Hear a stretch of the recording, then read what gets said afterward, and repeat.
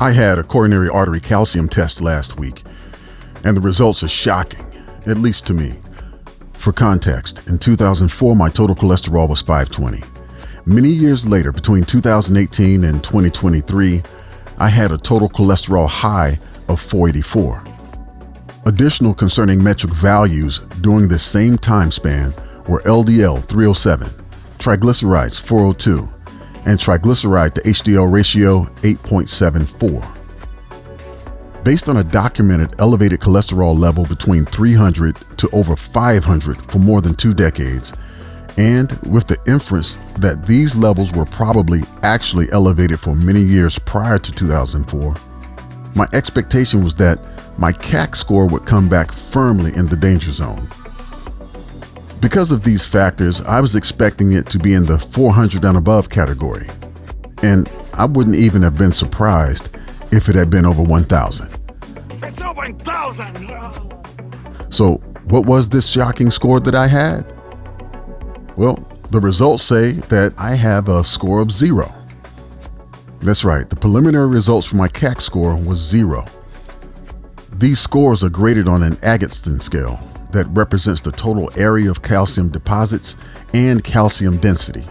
The Agatston score was created in 1990 by cardiologist Dr. Arthur Agatston, who also created the South Beach diet. The Agatston score is currently recognized as the most accurate CAC scoring method. A score of 0 indicates that no calcium is detected in the heart or arteries near the heart. Getting back to my amazement with my score, I have several reasons for it. Number 1, the aforementioned 2 decades of extremely high total cholesterol. Historically, statins were routinely recommended for total cholesterol levels above 200. My levels are 2.5 times that, and I've never taken a statin. Number 2, in addition to total cholesterol, statins are also recommended when LDL is over 130. Mine is a multiple of that.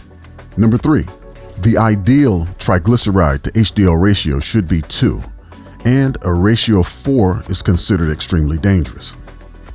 And for Blacks and Hispanics, that criteria is even more stringent, as 2 is considered pre-diabetic for them. Anything above 4 is considered not only extremely dangerous, but most likely deadly. My ratio of 8.74 is 4 times normal and 2 times greater than the number for alarm, at least from that metric from just a few years ago. Factoring in ethnicity and inferring a recommended normal of 1 and danger zone of 2, at least for Blacks and Hispanics, my numbers are 8 times normal and 4 times the danger zone. Here's some alphabetized food for thought. A, the CAC score tells you nothing directly about your soft plaques.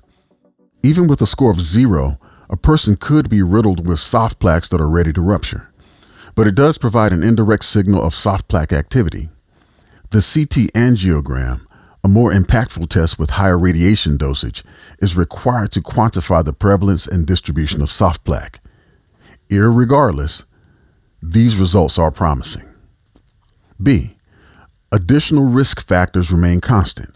High blood pressure, genetic risk factors, lifestyle choices, stress, etc. must be factored in.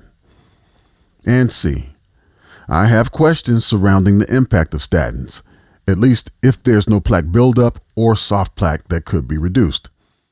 Among these, number 1, if statins neutralize soft plaques by making them stable, would me being on a statin 20 years ago have resulted in a high amount of calcified plaque 20 years later? Number 2, statins have a minimal impact on heart attack prevention, at least from the studies I've read thus far. Number 3, statins may actually increase the chance of having a stroke or certain kinds of strokes.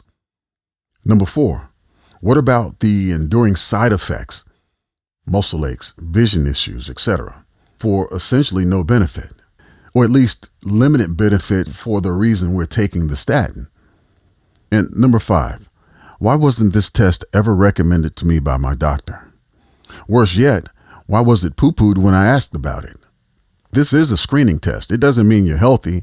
It doesn't mean you don't still have a problem and that there are other things at play, but it can help you rule out a couple of things, and it can give you an indication of where things currently sit and help you make better decisions moving forward.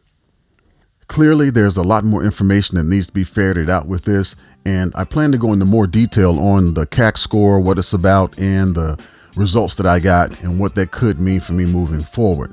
But for now, this concludes the quick update that I had on what I thought was just phenomenal numbers for me to have considering my history. So the next steps for me are, number 1, get the final technician's report from the MRI CT lab and review the in-depth data. Number 2, conduct a MESA analysis. More on that in other videos. And number 3, prep for the full blood work panel I've created via Marek Labs. So this concludes the POAM for now. Good luck on your journey, and thanks for watching.